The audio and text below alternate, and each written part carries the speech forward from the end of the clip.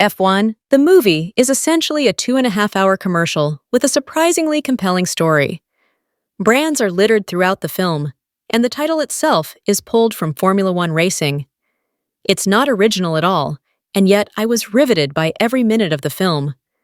Directed by Joseph Kosinski from a screenplay by Aaron Kruger, F1 the movie is engaging and entertaining, building momentum and laying the groundwork for character payoffs. It could have easily phoned it in, as so many brand-related movies are wont to do, but Kosinski's film makes us feel something. At its heart, the movie is about the triumphant return of a has-been who learns a thing or two about working with a team and rekindles his love of racing. The story follows race car driver Sonny Hayes, who went from being one of the best in the 90s to driving a van and driving in one-off races. He avoids deals, but when his old friend and fellow former race car driver Ruben, now the head of APXGP, recruits him to win one race and bring him out of debt, Sonny finds himself returning to the world of F1. You'll never guess from the trailers alone, but F1 is quite entertaining. It has an irresistible charisma, there are actual stakes, and the racing scenes are quite suspenseful, intense, and terrifically executed. I was surprised by its comedic moments. They were well-timed and added to the character dynamics. Even with all its technical terms and the constant barrage of corporate-sponsored signs, the film is actually grounded, focused on the rivalry between Sonny and Ruben's rookie driver, Joshua Pierce, which has layers that are peeled back throughout the film and the teamwork it takes to win. The characters are easy to root for, the relationship build-up is well-paced and occasionally complex, and the racing itself is heart-pounding. F1 has all the elements of a classic underdog movie, but also pits the old against the new in a way that is fresh and intense.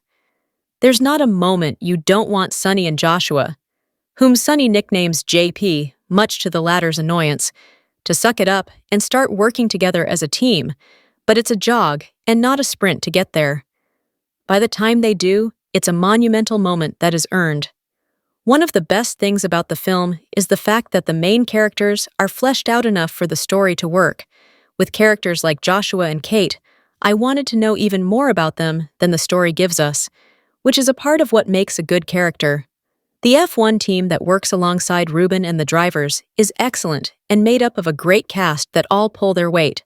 Every failure or win truly feels like a collective team effort, and the pitch-perfect ensemble truly sells every moment. Brad Pitt still has that on-screen charm that convinces us to believe in his character's underdog story, the asshole with an eye for strategy whose past life as a race car driver stands in the way of his connection with Joshua and other people.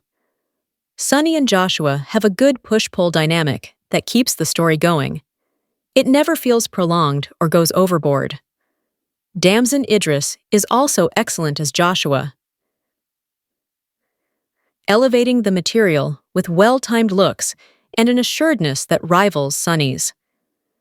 They're two sides of the same coin, while also offering a nice contrast that underscores their roles at different stages. Carrie Condon as Kate is perhaps one of the more captivating characters in the movie.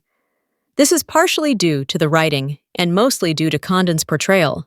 She has a compelling on-screen presence, and she and Pitt have good chemistry that makes their characters' relationship very believable. In many ways, she is the heart of the story, and her presence acts as a nice balance between Sonny and Joshua. Javier Bardem is also great and makes the most of his scenes, while Tobias Menzies has a particularly fantastic scene with Pitt that pulls his character into better focus. Of course, the film wouldn't be what it is without the racing. Every time the drivers get into their cars and the red lights begin appearing before the race starts is a hold-your-breath moment. It's a movie where you may know what's going to happen by the end, but the journey to get there isn't entirely set in stone. Even in its most predictable moments, the story had me in its grip. At the film's turning point, F1 will have you fearing the worst. All the races, and especially the last, are expertly shot, and the editing by Stephen Mirioni, as it shifts from the drivers to the crew, creates a sense of intensity that never lets up. The score from Hans Zimmer adds to the intensity, oscillating between music that keeps us on edge and then warms the heart. The most heartbreaking scene in the film, though, has no sound at all, and it's all the stronger for it as it elevates the emotions of the moment. F1 is a theater movie for sure. It's exciting to watch it with a crowd that'll react appropriately, from the laughs to the gasps to the cheers. Even if you're not into the sport or have never watched a race in its entirety, F1 will still hold your interest. It might be a Formula One promotional movie at its core, but at least it's a damn good film.